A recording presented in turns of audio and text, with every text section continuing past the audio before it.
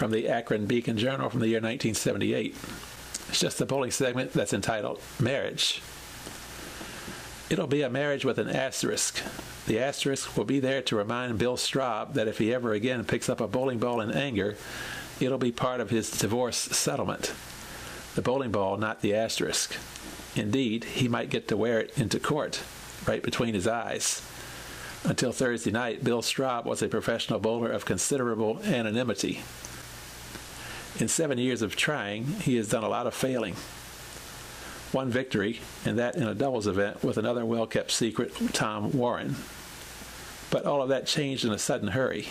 He won 7 of 8 matches in the Firestone Tournament of Champions at Riviera Lanes and then moved right up there on the interview throne with Earl Anthony, Nelson Burton Jr., Mark Roth, and Wayne Zahn. The beginning of something good. Wrong. In fact, this is the end for Straub. The first and last hurrah. Well, the end of bowling anyway. For, you see, if Straub is away from home for more than 2 weeks after June 24, he'll get to begin yet another career, that of an ex-husband.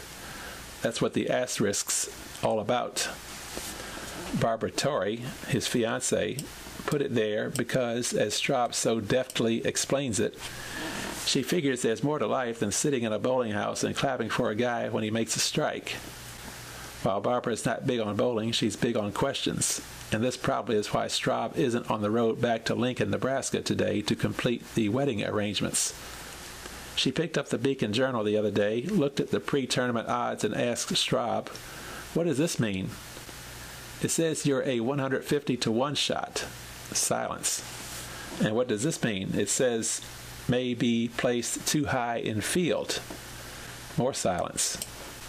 Oh, Straub was listening. He was burning too.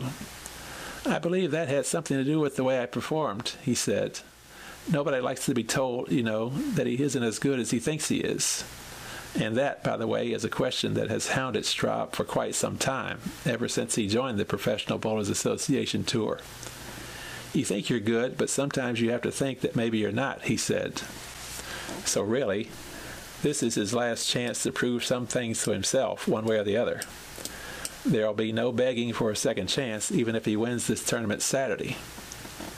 "That wouldn't be fair to Barbara," he said. "I told her I'd give it up, so I'll give it up." "Can't be any other way," he said. "I'm a big boy now, 27 years old, so the way I figure it, if I make a mistake, it'll be a big one." Yes, he's a big boy, the biggest on the tour at 6'5" and 255 pounds. Big enough to eat hay, but smart enough to grow it. He has, as he phrases it, some land holdings back in Lincoln, and he might get into the bowling alley business. And Barbara? He's not sure what she's going to do after she buries his bowling equipment. "I suppose you could say that she's a borderline concert pianist," he said, "but right now she's a secretary." Well, okay, Bill. Strange that Straub would be willing to surrender so easily.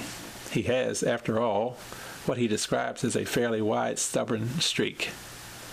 A streak that drove him to become a guard on his junior high school basketball team because that's what he wanted to be. So what if he already was 6'5"?